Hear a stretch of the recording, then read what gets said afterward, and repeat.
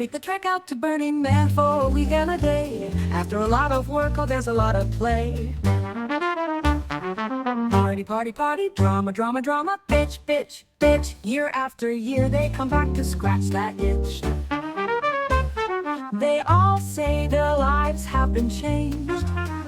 After many years, lives have been rearranged. That change is what this show is all about. You'll see the impact of Burning Man up and out. So sit back, relax, and cancel all your plans. These are the stories about the shadow of the man.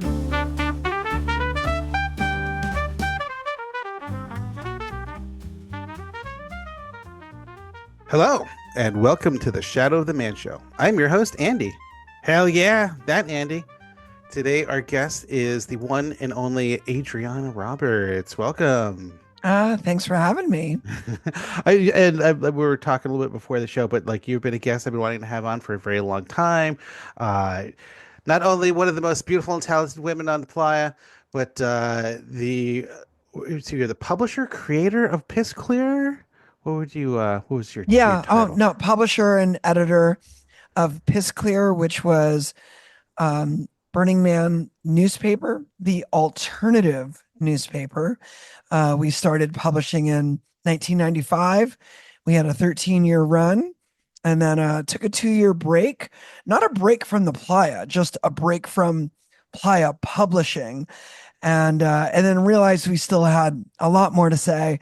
And so we relaunched under a new name, which was the BRC Weekly, tried to be a little bit more of a legit alternative news weekly, and that published from 2010 until our last issue ever in 2023. Wow. Well, let's start at the beginning. So what was your first year? What got you to Burning Man? 1993 was my first year. I've actually been going to Burning Man longer than probably 99.9% of the people who run it. I think the only person who's gone to Burning Man more than I have is probably Danger Ranger.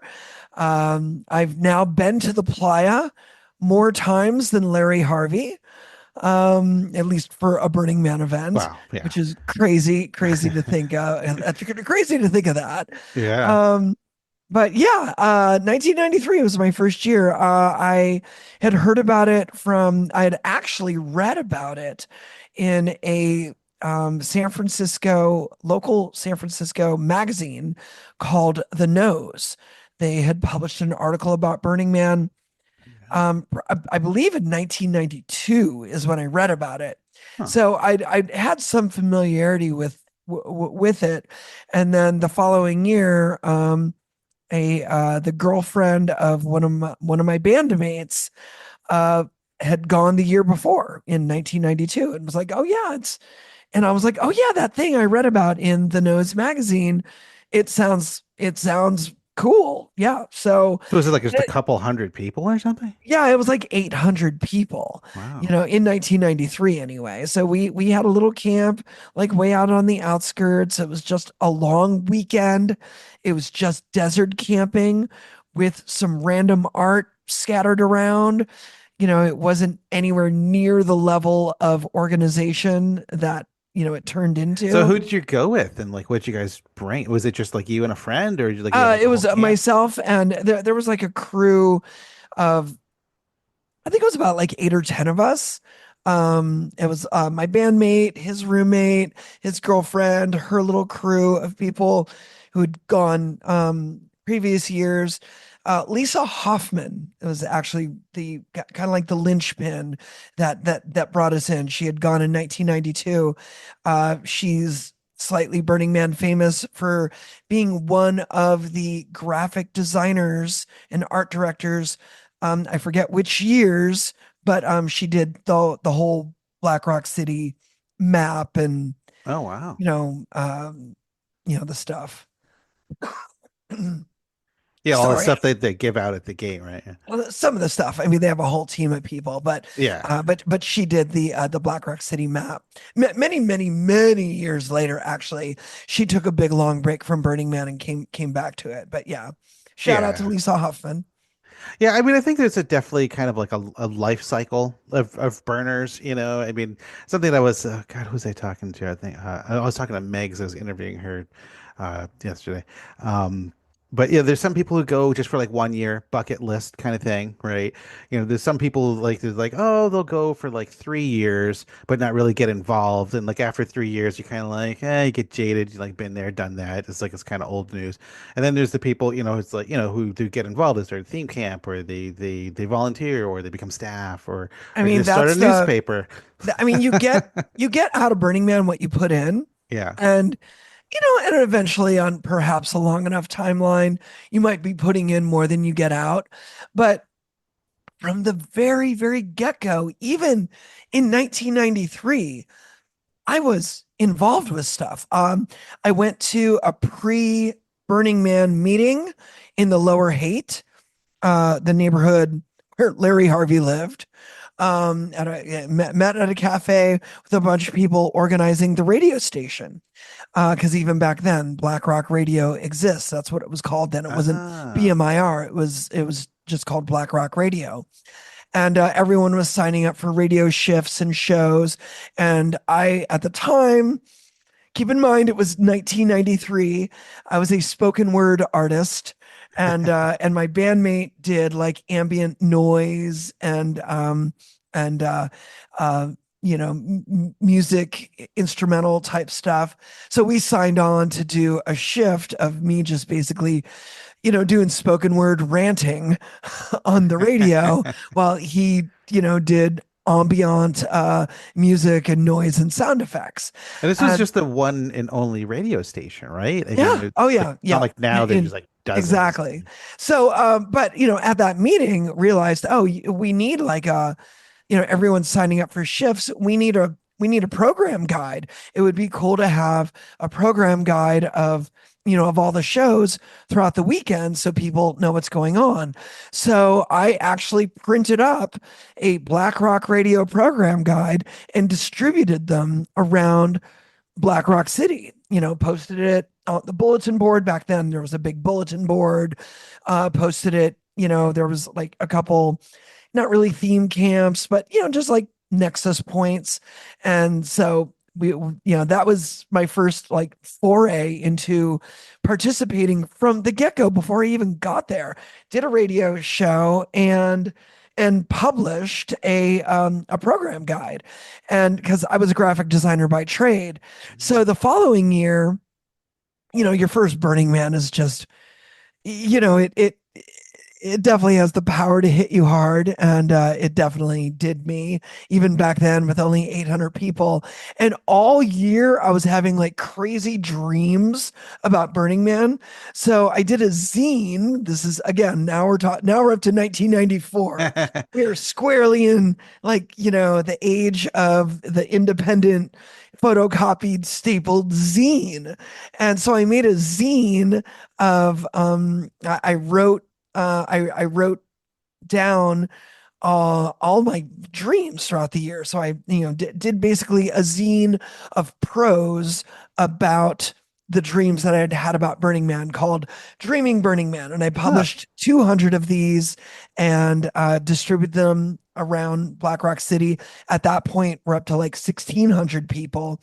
And then the third year, okay, it's like, okay, I got my shtick. I'm going to print something and give it out. It's a great way, especially for me.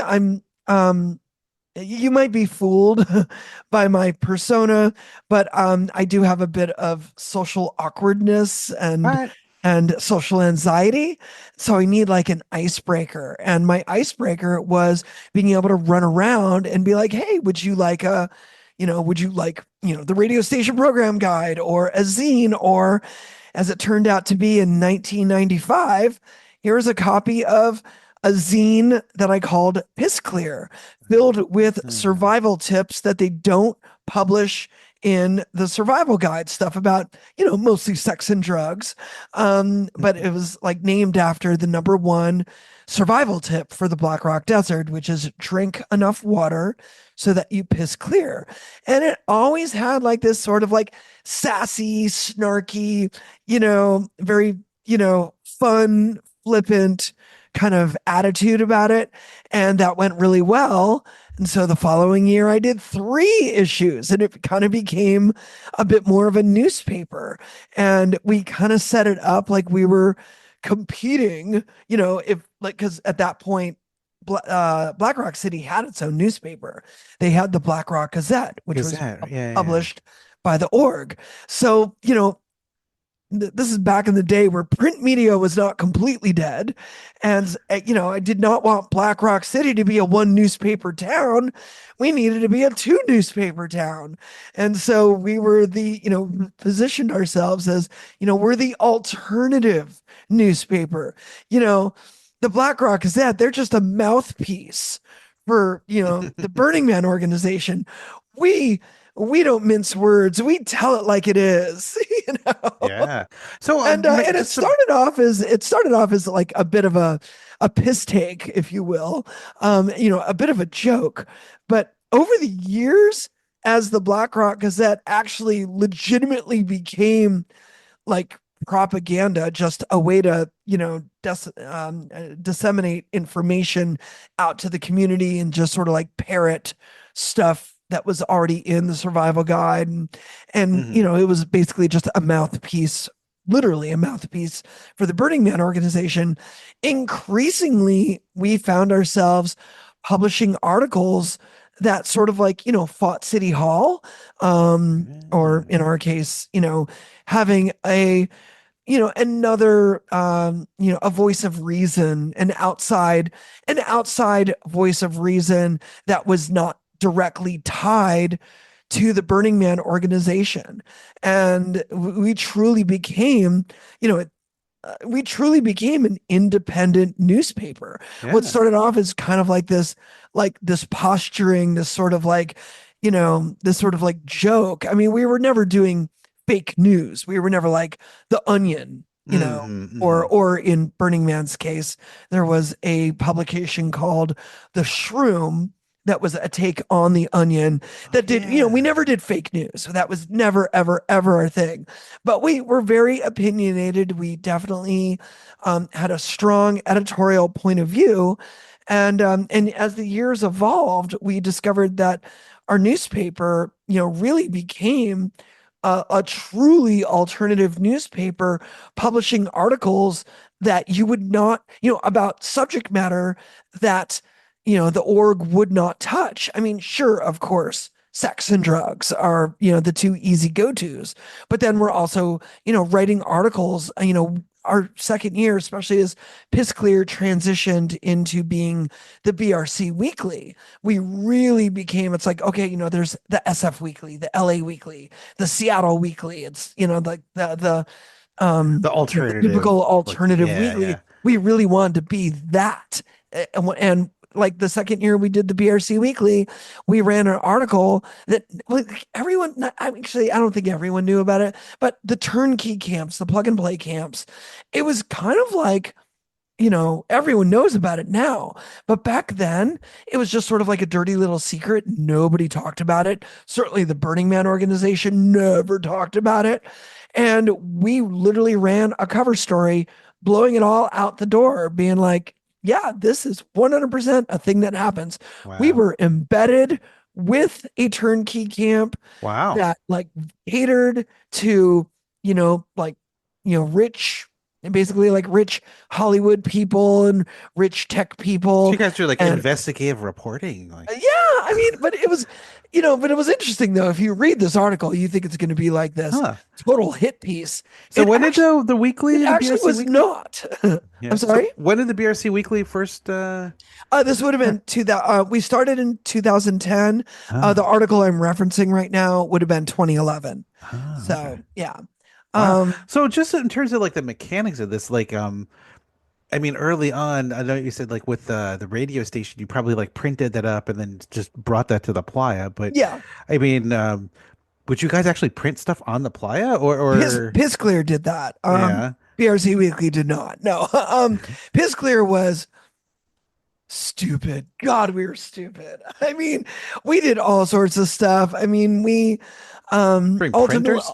no. We didn't it was printed on newsprint ultimately. Oh, okay. We did bring a printer one year when we did it more zine style. We would just photocopy it out there. And then as we expanded and started to do newsprint, what we would do is we would upload the file to a printer in Reno Ah. that would then bring it out on a truck. So the next day. So that's how that worked. So we were publishing on Playa, but yeah, unlike the BRC Weekly, where it would be put to bed like 2 days before we'd leave. I'd send it to my printer. I'd pick it up. I used the local printer in San Francisco, except the year of the solar eclipse. In 2017, I was at the solar eclipse festival, not the not the big hippy dippy burner bullshit one, but a different one. Yeah. The eclipse happened all over Oregon. So we went to like this sort of like county fair one, but we were driving directly from the Oregon to Burning Man. So I had to find a printer in like Shasta, I think. Oh, wow. I think it was Shasta. Anyway, look, I just, I needed to find someone that will print this crap on newsprint. But yeah, pick it up and take it to the playa. So BRC Weekly, unlike Piss Clear, if like shit went down on the playa, we couldn't really write about it. Ah. But in the later years, part of the reason I gave it up with Piss Clear is because when shit would go down on the playa, we were not privy to that. We could not get information at all. Huh. It was, and it just ended up being like opinion pieces and hot takes, but like actual news. We did not get access to any actual real news out there, like hardly at all. So it was kind of like, why are we wasting all this time and energy and Herculean effort to publish on Playa when I can literally, I mean, this is what burned us the hell out. This is why we took 2 years off of publishing. And then when we came back as the BRC Weekly, I was like, you know what? We're mostly Starkey editorializing. So we could do all this, and we can do well-researched articles that like comment and cover the culture of Black Rock City, but it's like we're not really a newspaper. We're like a news weekly, you Yeah. know. We're not like, it's not like, oh, a thing happened yesterday and you're going to read about it in the paper tomorrow. No, we're like a thing is happening to our culture in general, and here's the cover story. Like And I was said, it just that it was like one issue for like the one whole issue, BRC. Oh my God, people would Andy, which part of weekly don't you understand? It would so frustrate me. That was the other thing too. We literally named it the BRC Weekly to just kind of be like, to drive it home. It's like, this is it. This is the one issue we're doing for the week, and it's like people would come by. It's like, is today's issue out? I'm like, Yeah. there it is. And they're like, I got this one already. I'm like, what part of weekly don't you understand? It's right there in big letters on the cover. Oh, I just thought, I don't know. So how many people would work for the weekly? For um, free? like the core crew was usually like there was about like maybe 3 or 4 of us. That Oh. was like the core crew, real tight. I was the editor, the art director. I wrote an editorial. I would usually write 1 or 2 articles. I edited everything, especially things like the out in list and the playa lingo. Um, I had a couple of copy editors that did proofreading, especially after I already laid it out. I had a couple of people in camp that would help with distribution, and then I would have a team of contributors. I had a few regular staff writers like Buck A.E. Down Hmm. and Scribe, aka Stephen T. Jones. They were frequent contributors. Both I was so fortunate to have them. Both of those guys were just excellent writers, just great writers. And that was the thing that BRC Weekly and Pisclair as well really prided itself on, really sharp, good writing. We wanted it to be a really good read. The problem that we always had with the Black Rock Gazette and then its successor, the Black Rock Beacon, and bless their hearts, they would print this stuff out on a photocopier, like out in the middle of the playa, like every day or every other day. But the writing also reflected that work process. Stuff Mm. was really slapdash, not well written, not curated, not edited very well. It's like you take what you can get from volunteers who are actually trying to be like, wannabe journalists out there. And a lot of the articles would read like fourth grade book reports. And whereas our stuff was I edited with a heavy hand. I mean, for every issue of the BRC Weekly and Pisclear, not as much Pisclear, I was a little less heavy-handed because at our peak, we had 4 issues to fill. So I look at some of the stuff that I let run in Pisclear and I'm like, well, I obviously needed to fill space, and we're writing it on Playa. So again, I know firsthand that experience of like, oh my God, I'm cracked out. We all just partied the night before, and I need to just finish writing this and upload it to our printer, so we can get this done. BRC Weekly, we had a bit more of the luxury of time, so I felt like it was a higher quality product. I've been very proud of the 14 years of the BRC Weekly. I mean, as much as Pisclear, but Pisclear was a little like in its later years, Pisclear got really bitchy, like in a really negative way.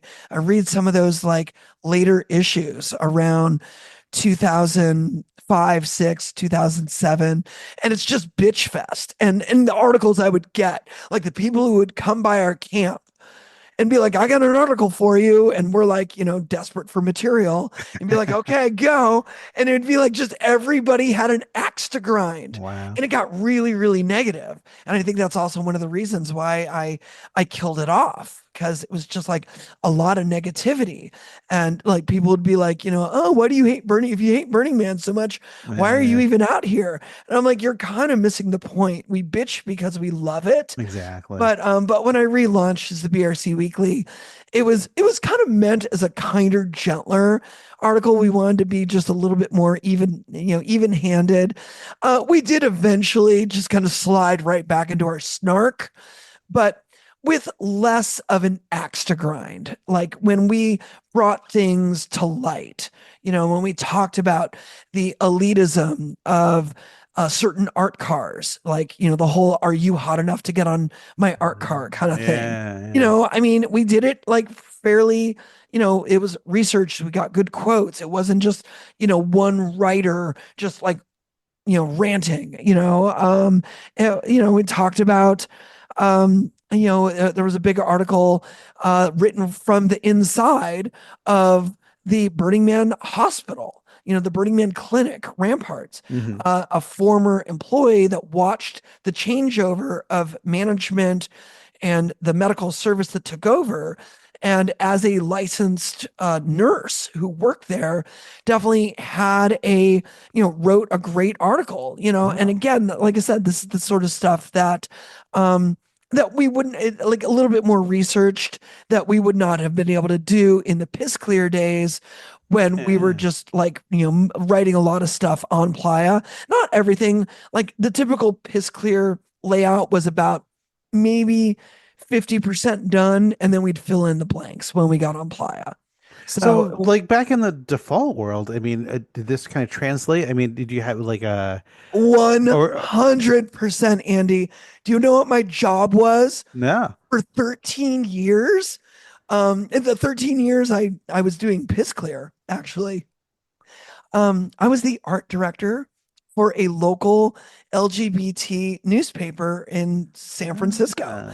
Ah, Um, so for 1 week a year, I got to be not just an art director, but also the editor and publisher, you know. I also wrote articles for this paper.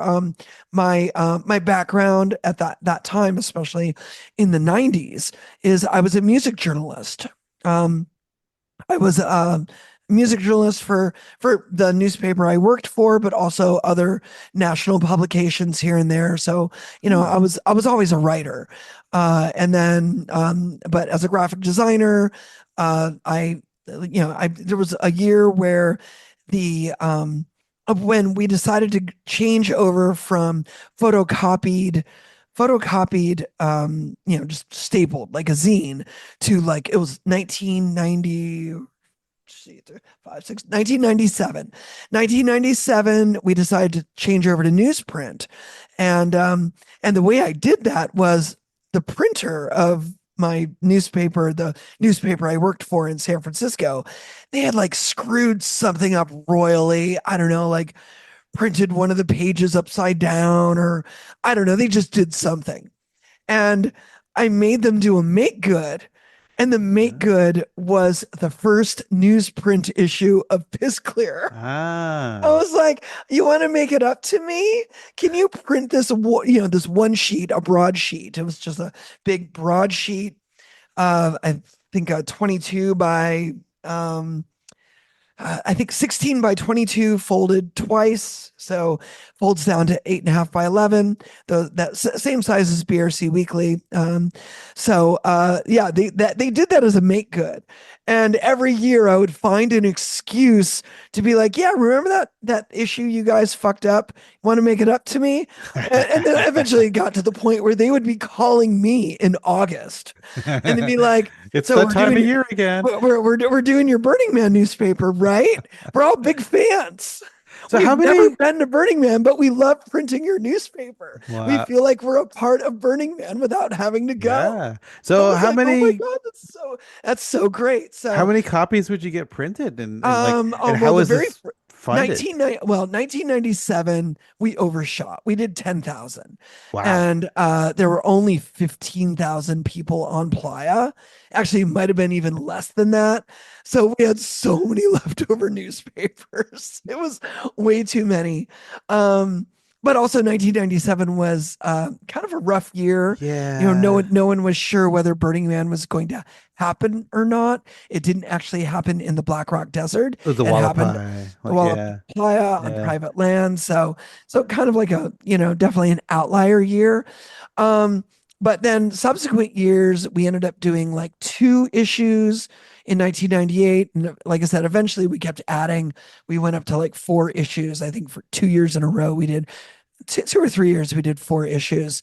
And we would do like around, yeah, it was like around the print run, I think it was like around 5,000 each issue is about Wow. what we did. So 5 to 7,000, I think is what we did. I mean, that's just Uh, not cheap either. it was not cheap, but like I said, it was a make good. my my my printer never charged me for it because Really? it's only a newsprint broadsheet. They just like they just piggybacked it onto the print run of something else they were already doing, namely the newspaper I worked for, because it was exactly the same size. And they would just, you know, as they're running it through the printing press, they would just set it aside. So I always got it done for free. But Wow. oh, this is a good story. Piss Clear did a thing with fake ads. Every issue we had fake Yeah. ads. As I'm a graphic designer and I loved doing parody ads. So I would design like it'd be like absolute Burning Man. And it would, you know, it'd be like, you know, God, just so many Like, be like a hot Calvin Klein ad, but like an underwear model, like photoshopped on the playa, kind of thing. So I would just do these, it was a bit of what if. Like, this is the one thing where we didn't do fake news articles, like fake onion style articles. There might have been one or two, but for the most part, we really shied away from that. But the one thing I did do was like Piss Clear imagined itself as a newspaper, a legitimate newspaper, in a legitimate American city. And yeah, we're gonna like, what if we were like a real city and we did real advertising? What would it look like? And apparently it looked a little too legit because every year without fail, we would get somebody super irate coming up to our camp, waving a newspaper in their hand and pointing at the fake ads and being like, there's not supposed to be any commerce on the playa. Decommodification. This is like, the decommodification. How dare you take money from these big companies? How dare they advertise in your newspaper? And me and my campmates at first were just like flabbergasted that people legitimately thought, so what we thought were just clearly parody ads. Like, to us, it's just clearly parody, but people took it at such face value that we just rolled with it. We're just like, hey, look, newsprint doesn't grow on trees. I mean, actually, it does. It's like, we got to pay for this somehow. We're not funded by the Burning Man organization. Wow, that's so awesome. we're not an official newspaper. So this is how we pay for this. Like, we just like, wow. I mean, how many of those people you think were like kind of just like it's kind of like that was their kind of performance? So like they came like, I don't think no. Really? Like, They're honest? Like when someone is kind of like, I mean, because we do. I mean, there was a LARPy element, especially to some of the early Burning Man stuff, playa names, and people would have these like playa characters. And certainly my persona at the time was, I was the scrappy, upstart editor, of a newspaper. It's like give me that story. Did you have like the green visor and like a cigar? Right, that kind of thing. It's like, so a little bit of that. Like, I would go over to the Black Rock Gazette and I would tease them, and then the Black Rock Beacon totally tease them about like, oh, I can't believe you ran that story and this sort of thing. But it's all done with a nudge and a wink. Yeah. Some of these people were legitimately fooled by the ads and were legitimately pissed off at us. So would they kind of come around like afterwards when you were like, no, no, because I think they didn't want to be like, if they realize that like their campmates are like, this is totally fake, right? They're probably like, oh God. So they would come over to your camp. They were like, I'm going to settle your hash. And then you would be like, no, see, look, here's a magnifying glass. Look, you can see it's not real. They just like walk away angry, like, yeah. I mean, some people just don't get the joke. So, and that's fine. Yeah, I wish, because BRC Weekly only did one issue and editorial space was such at a premium, I actually didn't do fake ads. Like, the ads I did were just legit. I advertised, well, the way I funded that one is I would advertise our DJ gigs. I'm now around in 2008, I stopped working for the LGBT newspaper because my DJ career and nightlife career started taking off. So Booty Mashup is my nightlife and event brand. It's my DJ crew, and we throw parties in mostly in San Francisco these days. But at our height, we threw parties all over the world. And of course, we threw parties in Black Rock City. So we would publish our DJ schedule on the back cover of the BRC Weekly. And that was like a legitimate I mean, I guess technically a legitimate ad, but it was basically a hack to have the entire printing of the BRC Weekly be a tax write-off because I could Ah, write off the advertising costs. I could write off basically the printing, yeah. the print bill of the newspaper, which was like around $1,000. I could All write right. that off, charge my business Booty Mashup $1,000 for advertising in this Black Rock City newspaper, and then write it off my business taxes as advertising.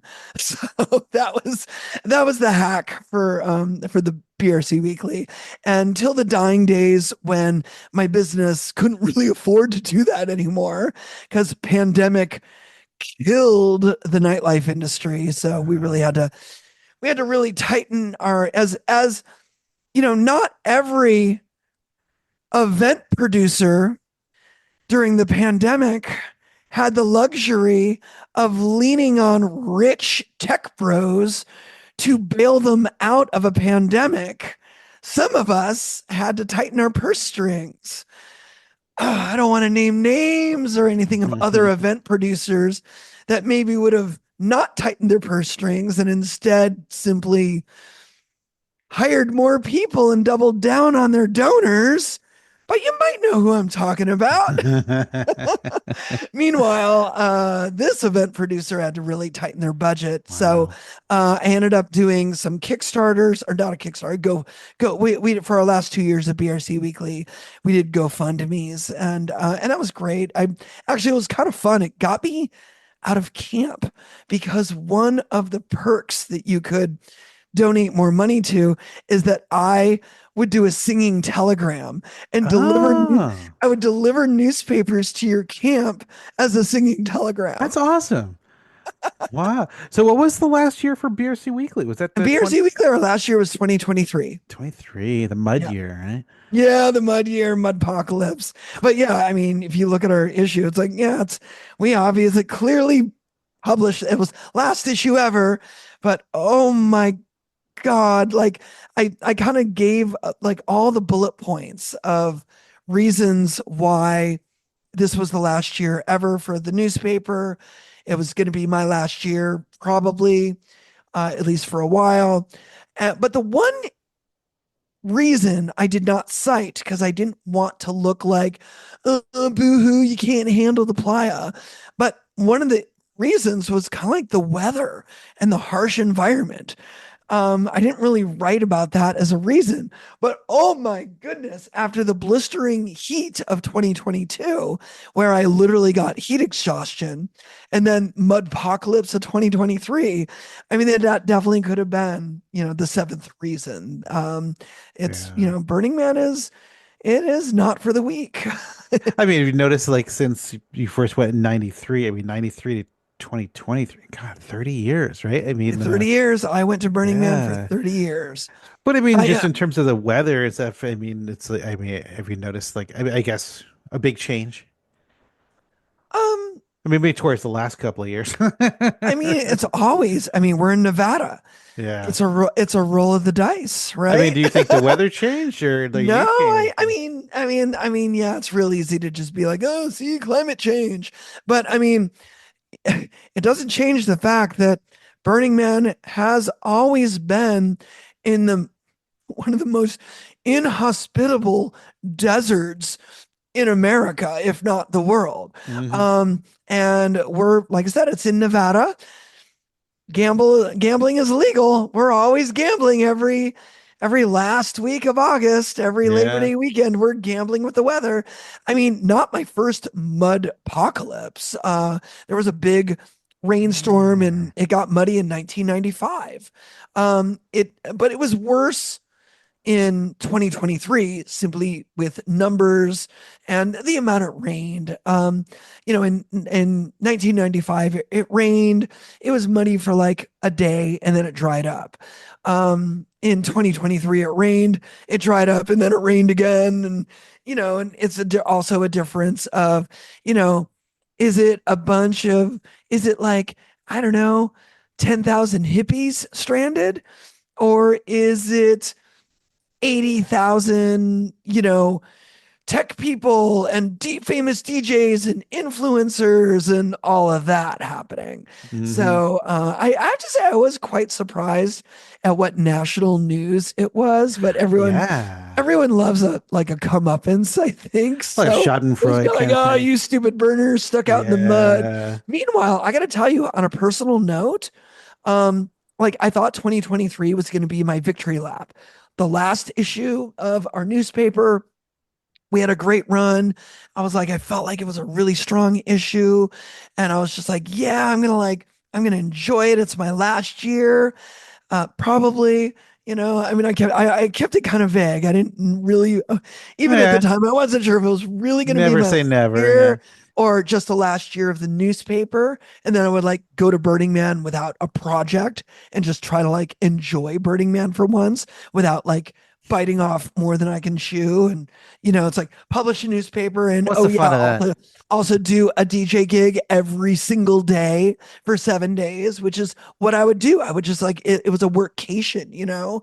Um, so like I ended up like not having a great time even before the mud. Like I was just like, Hmm. why am I not having a good time? And I think it was just like it was a lot of work as it always was, but I was burnt out. Like I had hit burnout.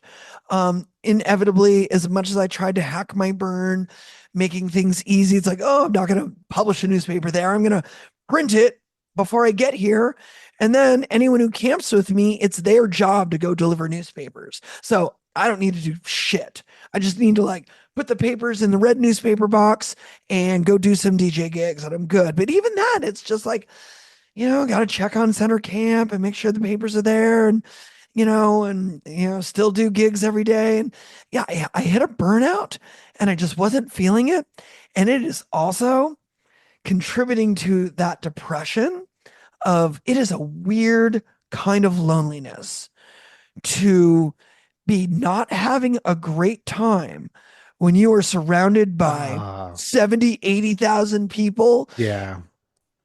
having the time of their Oh lives. yeah. It's just like, oh, and then the rains came. And then it's like, and I'm like, I'm like, if I'm not, I know the concrete blocks on your feet walking around. I've got a cozy RV. I've got a big newspaper logo on the side of my RV. I know how this works. I'm just going to like I'm going to princess out in my RV, let everyone come to me. And so, like, for 36 hours, I didn't leave my RV, but it was a steady stream of people coming by. It was hosting, very one on one, got very intimate connections with people. It wasn't like, oh, there's something blowing up in the distance, or I'm talking over loud music at a rave camp, or, I'm on my way to a blinky thing while they're on their way to a blinky thing. No, I actually got like quality time, not Yeah. just with people stopping by camp, but also with my campmates who Yeah. honestly, I Yeah. camp with about a dozen people and it'd be like, I never saw them. Everyone's poo poo poo. They're all, they're off enjoying Burning Man. So I actually got to bond with my campmates. And it was only after Burning Man became a national disaster, I use that in quotes, um, that I actually began to enjoy it because it was something different. That was my 30th burn. I was so been there, burn that. Like I got it. Like when the rains came and it was mud apocalypse, it was like, oh, something different, something interesting. yeah. And Oh, what a way and to go out. Yeah. yeah, what a way to go out for Yeah. I sure. mean, do you think you would ever go back again? And if so, like, would you, I how would you mean, do it? I 100% will be returning to Burning Man someday. Once a burner, always a burner. I know I've talked a lot of shit, not just in my newspaper, but even in, social media posts. People know me as like, long time burner, 30-year history. And, you don't become a newspaper editor and publisher if you don't have something to say about the city that you're publishing that newspaper in. So, I definitely, there's been a lot of shit talk. I'm passionate about Burning Man. I always have been. I still am. The event has changed. I don't need to, and it's not. And unlike the early years where every year would be like, oh my God, what crazy new thing. Burning Man's kind of been the same for like years now. I Years. think there's been kind of different eras and epochs, like Definitely. it's kind of like what we were talking about before, like between 2011 and 2023, 24. I mean, that's kind of one bubble. I think like between like 96 and 2011, maybe like another. I mean, but perhaps like right now, I mean, this is definitely Oh, kind of there's like a definitely a change happening now. transitory period. Yep, Yeah, we're yeah. definitely in that transition period. Last year being 2024 being the first year they didn't sell out. It was And really nice, I gotta say. yeah, I got good reports from everyone. It was strange not having FOMO.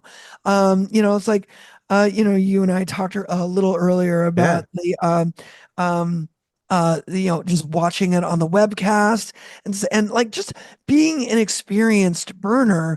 I could see it on the webcast. I could see the photos coming in. I could, get stories from, I mean, quite frankly, I love that Burning Man is not this isolated bubble for a week.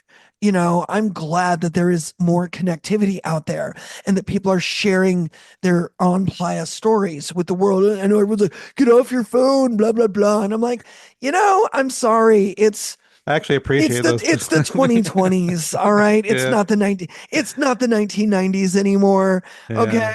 And I went to Burning Man in the 1990s. Do you It's remember the oh Princess Diana? yeah. Like Oh that was yeah. Or like the nobody knew. yeah. Well, it We was like all a thought it was a rumor. playa hoax. We all Yeah. thought it was a No, because one of rumor. the things that we had at my camp, like way back when, was we had this thing called the rumor mill Yeah. because there's no phone, there's no internet, there's no nothing. So that was like one of our little playa art pieces where like we had like 9 squares, and each one was a different topic, and we had like pens and be like, oh yeah, write down like read a rumor, leave a rumor, and Yeah. it was And then you would anyone's get back to guess. the Yeah. default world and Yeah, you it'd start be like, driving out and you're like, oh my God, she really did oh, die. Yeah. she really did die. Oh my God. New Orleans really is completely flooded and Yeah. underwater, Yeah. stuff like that. Yeah. It was, it's so, anyway, not going to Burning Man this year was totally, or this past year Mhm. was totally fine. Camp Envy is a Facebook group that, I joined. And so seeing people, post stuff. Also, I got to say at this point, um, the number one thing that I love about Burning Man and that I probably miss the most is the art. I'm an art snob. I love art. I literally like will get on a plane and fly halfway around the world to go to an art exhibit. Like I flew to the UK when Banksy did Dismaland in like 2015. I, you know, um flew to Miami for art stuff. It's like I went to all the way to Marfa, Texas to see art stuff. If so I love art, which is probably a thing that never really quite got across in my newspaper. But and so I was gonna miss the art, but then like I was literally moved to tears by an art piece this last year at Burning Man 2024, a year that I was not even there. What? There was a piece out in Deep Playa called "I'm Fine," and I my partner is Ukrainian. Uh-huh. We have family in Ukraine. And so the piece, for those who don't know, it was done by Ukrainian burners. And it was, from a distance, it just looks like a big sign that says, I'm fine. And again, Camp Envy, thank goodness somebody didn't just post a photo far away. They got closer and closer to it. And then there was a plaque there and they took a picture of the plaque that explains it. you see that it's a bunch of street signs. And then upon closer Yeah. inspection, you see it's a bunch of street signs with bullet holes in them. Oh yeah. And then you Yeah, yeah. read the plaque about like, when you're living under wartime, people are constantly checking in on you. I got And to it tell just you, that was kind one of of my becomes, favorite people. I think I got to show you this. Well, it's great for the podcast, but I'm going to show you a picture. But like, I think one of the best pictures I took all year. oh my God, that's gorgeous. That's the Oh, the sunrise with sunrise robot heart, behind. like Yeah. robot heart over there, Yeah. and like yeah. That was one of my favorite pieces. Yeah. And like I said, I did not even go to Burning Man. And yet I'm sitting in a flat in Berlin, with the, the webcast on and looking at the images of the art Hmm. and looking at that one and just, I start crying. Yeah. Because it was, the power of art. So I felt like I still got a fairly authentic Burning Man experience, even not being there. And I Hmm. think a lot of us discovered that in 2020 when, it was the virtual burn. And, a lot of people didn't participate, but if you did, like, I was just as busy preparing for the burn and then also during burn week as I felt like doing Burning Man. I still published a newspaper. I was still doing DJ sets virtually. I was in the BRC VR world, like running into people and checking out like the virtual art that people made, and it was really cool. So you start to realize that it was like, oh, Burning Man is such a thing now. It's sure there's the flagship event, if you will, that takes place in the Black Rock Desert, but there's also Burning Man in a lot of places. Have you I been to many of the regionals? Or? I've been to zero of the regionals, but Oh, I have been to lots and lots of other parties that have burners and Burning Man vibes. I mean, I guess if you count the San Francisco, I live in San Francisco, so we don't really have our regional is Burning Man. yeah. Although people keep telling me to go to Unscrews, which is the Santa Santa Cruz Cruz. regional, Yeah. which maybe next year. Unfortunately, this year it's the same date as my booty mashup party, so I can't make it work. But we also have oh wait, why am I spacing on it right now? Well, this one's all over this. Oh, decompression. Like I go to the Oh, decompression yeah. parties, and Yeah. that's pretty burnerish. And then there's the Equinox parties here too. Hmm. So And there's like LA's got some like they have oh the yeah, LA. big. I've been to some Burning Man parties in LA and New York. In Portland, I've been to parties. I haven't been to any of the regional Hmm. burns because, like I said, when you go to actual Burning Man every year, going to a regional burn is like, but I know I need to do that. So many people when they're like, oh, you're taking a break from Burning Man, they're like, oh, you got to hit this regional, you got to go to that regional. Um, the Spanky's Wine Bar, fabulous theme camp Oh that I'm yeah. associated with. I DJ there every year. For years, we do a fabulous booty mashup party on Wednesdays. Um, and they love burn in Miami. Miami. They Yeah, were yeah. really trying to get me to go to Loveburn, but I couldn't go to Loveburn for kind of one of the same reasons that I also don't go to Burning Man anymore. I just can't afford it. It was a little too expensive. I had just been in Miami, which I flew there, did a whole budget. Like I've got an all you can fly pass from Frontier Airlines, so I fly a lot of places for free. Oh But wow. even flying there for free, the ticket was like $400, and it was just like Yeah. afford it. Yeah. And the other festivals that I am involved with, I'm part of the talent. I'm part of the crew, so I get a comp ticket. Whereas I never had that with Burning Man. I mean, I work my ass off for Burning Man, and I never, ever got a free ticket because I never worked for Burning Man org. I just worked for Burning Man. You Yeah. know? Oh yeah. Oh yeah. I mean, we all do. We all do. It's always a labor of love. So Hmm. I always Well, paid for my own ticket, but people like I was like, what? You could probably just ask him for a ticket. And I'm like, eh. but yeah, but do you read the shit I publish in my newspaper? I don't want to bite the hand that feeds me. It's like I felt like if I accepted a free ticket, then I'm a little beholden by like, oh, I'm gonna feel a little weird if I write something a little Yeah. critical of the Burning Man organization. So I was always very adamant about like the only time this is a Well, journalistic independence, right? right, exactly. And the Yeah. only time I accepted a free ticket, I did get in my 30 years of going to Burning Man, I did get one free ticket. It was one of the years that I did not publish a newspaper. But I had the URL. I was squatting on a URL that the Burning Man organization wanted. I Huh. had noticed that the Black Rock Gazette had ended. Um, and I don't know. This is back in the day when, we all like cyber squatted on like URLs. And so I registered blackrockgazette.com. So they gave you a free ticket for that?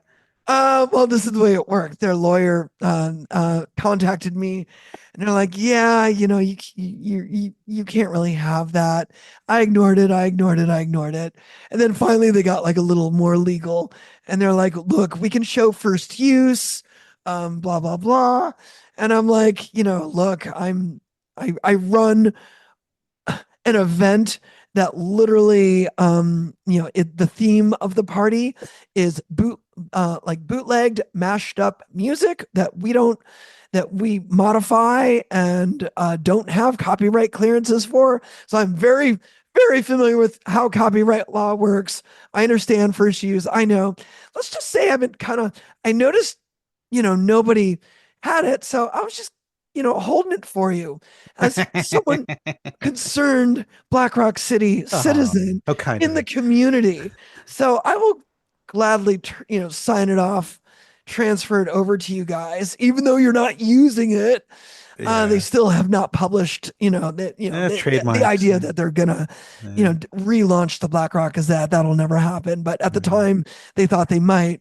So, but I was like, but if I hand it over, maybe you could like throw a gift ticket at me. Oh yeah, no problem, no problem. Oh yeah, oh my God, that's all I had to do was ask.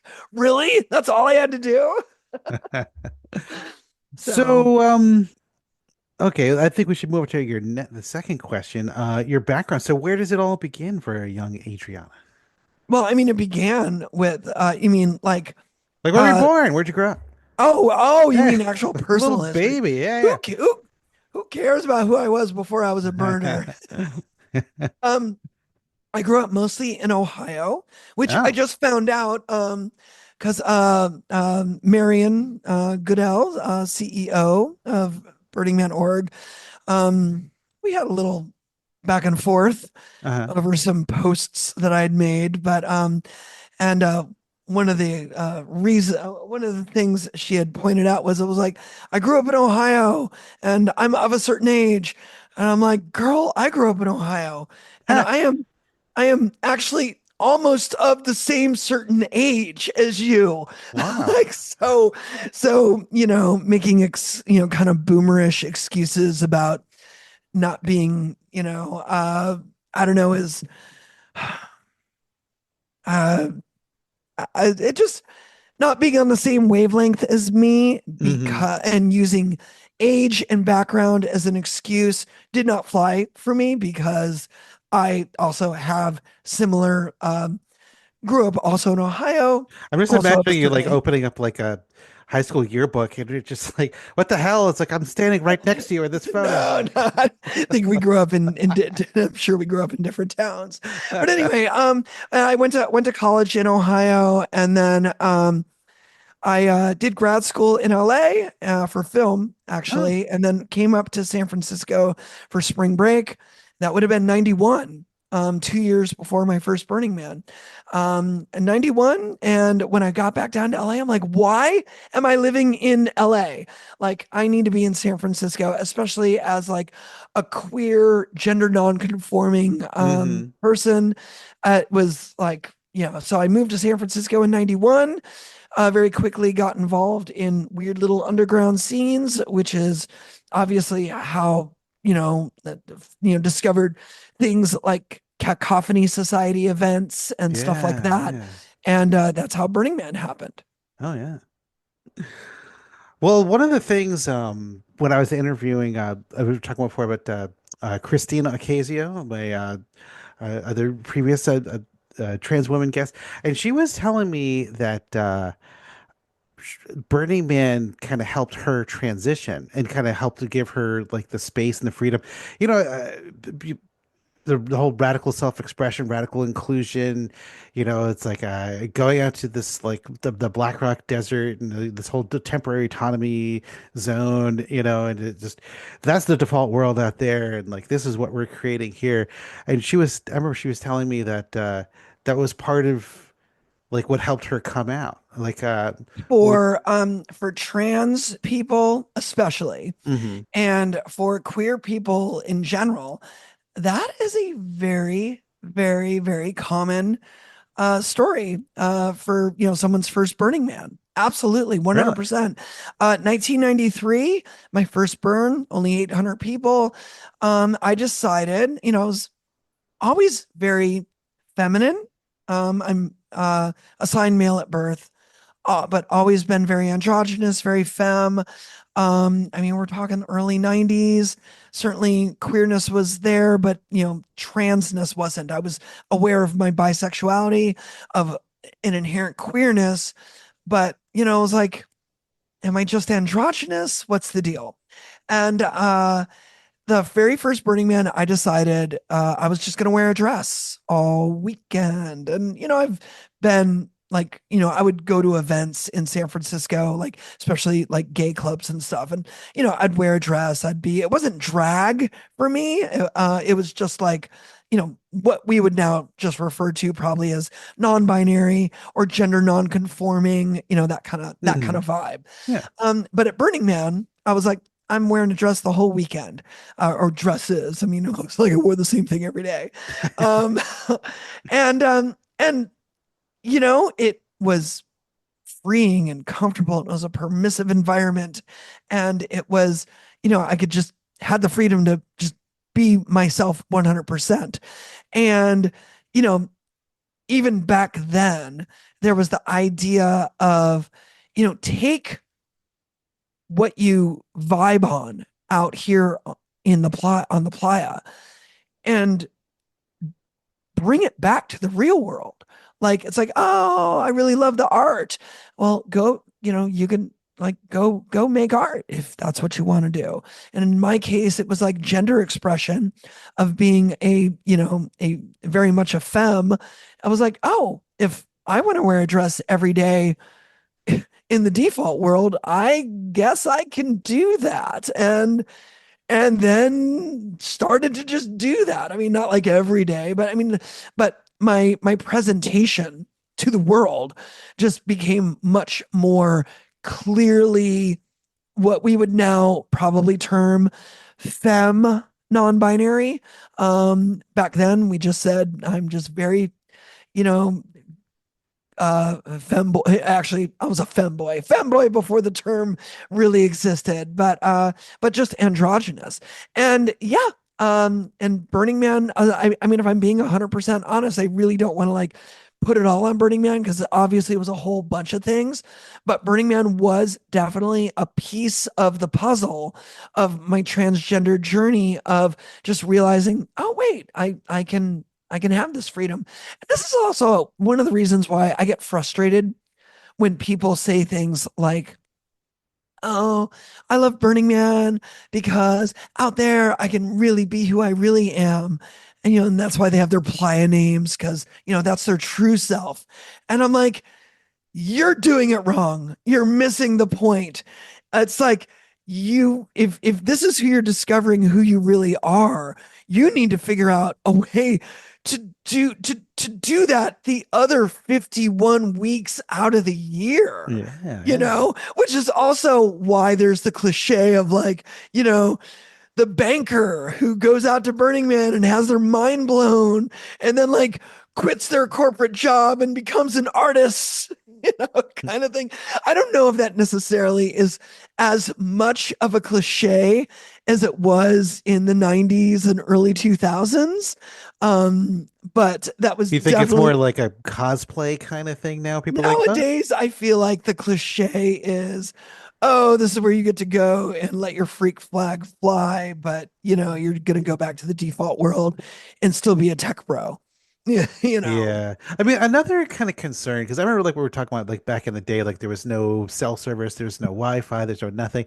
Um, I don't know. It almost felt like a lot of people had like the freedom to walk around naked or to pole dance or to dress however they want. And but I don't know. It seemed like when I went last year wasn't quite a lot of that. I remember people were telling me like, oh, that's because every phone has a camera attached, and or people are like streaming, or it's like you have no idea like where something's going to end up. And I guess yeah, like there's a lot of people who are like, oh, I have a life. I can't possibly be like exposed to this, or but people yeah. like. I get it. It's unfortunate. It's like I can't believe I'm gonna say this. I miss shirt cockers. I miss the shirt cockers. Bring back shirt cocking, like make it ironic, like the way mullets came back. you know like bring back like ironic shirt cocking. I mean, it's Yeah. happened here and there. There's definitely like I remember people who some of the do it. best shirt cockers I ever saw was like these two, I think they were like older men, and they had like full on like those workmen like jumpsuits, Yeah. with just the hole cut out. Oh my goodness. Oh, Burning Man. Oh, Birdie, man. So yeah, I well that you've been kind of touching on the last question of like what the impact of Burning Man or the influence on your life. I mean, it's Because been 30 a huge years, it's been a like huge influence. It's which is a blessing and a curse. Because I love Burning Man and I probably loved it a little too hard. And as I've seen Burning Man in in the world kind of like make this slow transition from like, oh my God, this incredibly cool, arty, weird party in the desert, this, this really interesting thing, to now the perception is, oh, that's where rich people go to party. And it's just, a bunch of influencers and tech bros now. And I went from being proud to be like, yeah, I'm a burner. Oh yeah, I was there back in the day. Blah blah blah. Ain't no big deal. Little smugness, to now almost being like, yeah, I'm a burner. Like almost embarrassed to admit it, because the perception out in the world has definitely gotten worse. And I hate to say it, not without good reason. There there are Burning Man's always had a share of people that just aren't quite my vibe, and that's okay. It's any big city, the city of 70, 80,000 people, it's going to have its share of assholes. oh I yeah. almost stopped going to Burning Man in 1995 because I had homophobic epithets yelled at me. I felt like I was going to get fag bashed. Really? I use that Wow. term because that's the term they used. It was, there'd be like Yahoos coming in from like, Like the weekend warrior the types. Weekend Warriors Yeah. kind of vibe. It was just like, ugh. Oh, it already jumped the shark. This is 1995, mind you. Okay. And instead I adapted. And with every Burning Man change, I always adapted. It's just like, and I noticed that increasingly the last few years I went to Burning Man, my survival technique for adapting was to just be on my own trip, run around by myself, see the art, hang out at the few camps that I really loved and had people with, and then kind of like avoid a lot of the big stuff. It's like, the 2 o'clock and 10 o'clock side, and then the 2 o'clock and 10 o'clock camps, a lot of them moved out to the middle. It's like, it's like this whole like, oh my God, we got to go to Lee Burridge's sunrise set at Robot Heart. Oh my God, oh my God. It's like, Robot Heart, Robot Heart, Robot Heart. Oh, Mind Warrior, Mind Warrior, Mind Warrior. And it's just like these, these people who are treating Burning Man like it's just, it's the DJ chasers, it's the the EDM festival people there for the clout. And it's like, at a certain point, those people start becoming such a huge number that I could not like ignore it. I could not get away, like not get, somehow come across it. And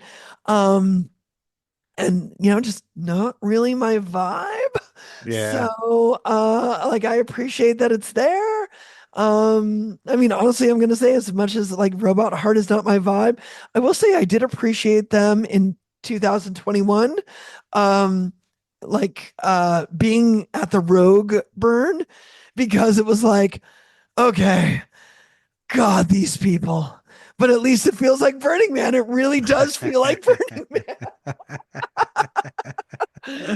Like, all these people in their glittery headsresses and their bedazzled captain's hat and their long white like furry coats, coat. And I was just like, stumbling into my camp and asking if they could use a toilet in my RV, and but like I said, as much as it wasn't my vibe, I kind of weirdly appreciated Robot Heart being there. But there's that element of Burning Man that unfortunately is the now most public facing element of Burning Man. This is what people who don't go to Burning Man, this is what they assume all of Burning Man is.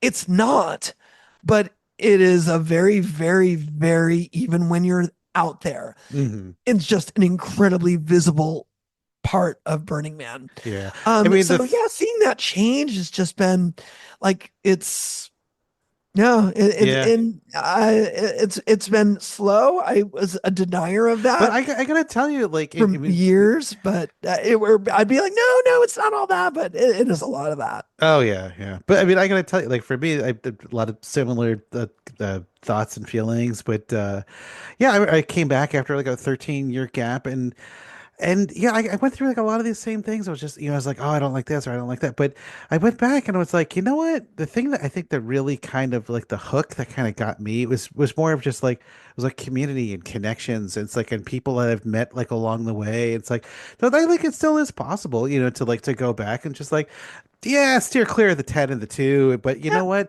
I got friends at like Spanky's Wine Bar. It's like I got friends over here. I got friends and make that like the experience of like any big city, you find your people, you find your community, you find your scene, you find your hangouts. I mean, I love that. Black Rock City is legitimately a city, and it has always felt that way, even when it was just a small town. Oh yeah, it's got the good, it's got the bad. This is why I was so all in on like, well, if we're gonna play pretend city, just like when we were kids, we played house. Now we're adults, we play city. Like, okay, I'm gonna be the newspaper. I'm gonna do the newspaper, and it's Burning Man is still special. It will always be a part of me. And I think a lot of the takeaways that I've had have been like, like I'm involved with Death Guild Thunderdome crew, and you are. I camp with them not at Burning Man, but I would camp with them at Wasteland Weekend. Wasteland. Yeah, Spanky's Wine Bar. Like I party with them when they're in the city. They're probably gonna drag me to Loveburn next year. It's yeah. like you do make these connections. Yeah. Sadly, especially the past few years, Burning Man got so big that I found those connections were harder and harder to cultivate. And then the ones that I already had were harder and harder to maintain, Really? just because, like I said, everyone's, unless these are the connections of people who just never leave their camp, it's just harder to connect with people because it's just so damn huge. Yeah. Yeah. And how making plans are. It's like, yeah, Thursday Oh, night we're gonna do a walkabout. Like, yeah, we'll meet at this thing, and then we're gonna go do an art tour, oh, see yeah. playa, and then does not happen. Exactly. Well, thank you so much. This has been an awesome interview. I think it's going to be one of my best episodes so far this year. I'm glad I didn't trash talk nearly as much as I thought I would. That's what's so funny. Is like I try to get people to come on the show. Like, yeah, Shadow of the Man. Like Shadow. Oh, that's dark. It's like, well, no, it just means like just the influence and like I always say, it's like more interested in the phoenix than dwelling on the flames. But Yeah, you know, absolutely. I mean, and that's like a lot of people have come up to me, especially since I retired from Burning Man or graduated, as you call it, and I no longer do the newspaper, and they kind of like make these assumptions, like yeah, Burning Man sucks. Yeah, can't believe you lasted that long. Yeah, I got burnt out ages ago. Yeah, they screwed me over. Blah blah blah. Like I said, people still not even publishing a newspaper. They still come up to me with an axe to grind, and I actually still stay pretty even-handed. I'm like, no, if you have not been to Burning Man, I still tell people everybody should go to Burning Man at least once. There is hmm just nothing quite like it. There's bits and pieces of other festivals and experiences that come close, that like can mimic an aspect of it. But as far as the whole damn extreme survivalist desert camping posing as an arts festival, no, nothing comes close to really being that whole epic package. There's an epicness to it. Oh yeah. um and but it's like I said, everyone should experience it once. I loved it so much I did it 30 times. Probably way more than I should have. Mama needs a break. Yeah. Oh yeah. um but yeah, I will definitely be back. I was planning to go back, last year, and in fact this coming year. But I keep doing things to manufacture reasons. Like, you know what? I'm gonna go back to school. Doing Yeah. doing audio stuff. Doing music production in Berlin that will really force me to Yeah. be like, well, nope, I can't go. So this is now 2 years in a row of me doing that, like Well, take finding another some. project. Yeah, take some time for yourself. It'll always. I mean, It I will know always it be will always be there. there, even I though know. the doomsayers or whatever, like, oh, Bernie, but this is last year. It's like, yeah, No, but yeah. please, It I've will come. I too run an event business. I know what it's like to um not make your budget that year and be a Hmm little in trouble, and they'll figure out a way. Exactly. It is at this point it's a business. So, it's not like, oh, they're going to go bankrupt and then be like, okay, I guess we're not doing this anymore. No, there's too much invested. And I don't necessarily mean money investment. I mean just, emotional Oh yeah, and just yeah. like sweat equity investment and just the cultural investment. Yeah. It is, the direction of the event mutates and changes. And, That's the nature of it. Yeah, we yeah. as the participants, have a hand in that a little bit. Obviously, the organizers, they're a benevolent dictatorship. Let's say the quiet part out loud. It's, Well, but at the same time, it's still just, you strip away all the bullshit.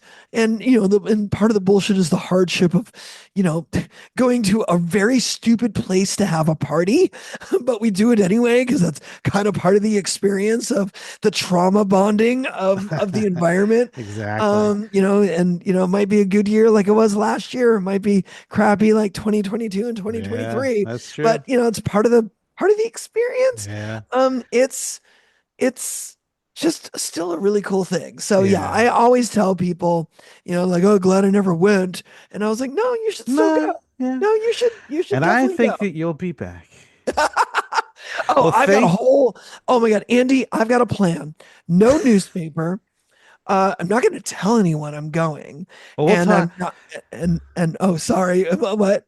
Well, no, we'll talk after the show.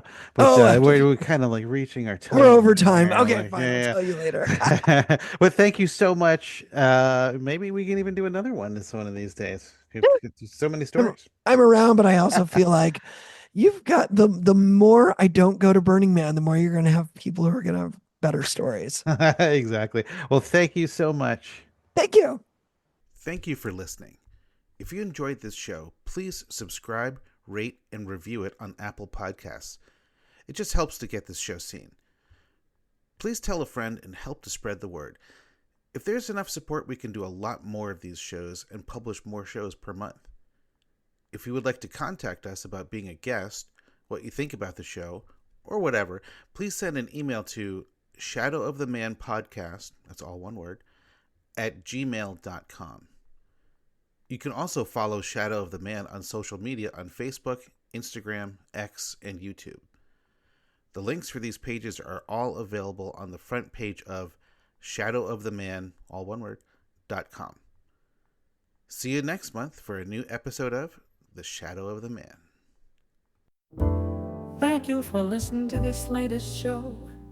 We have to make another one, so gotta go.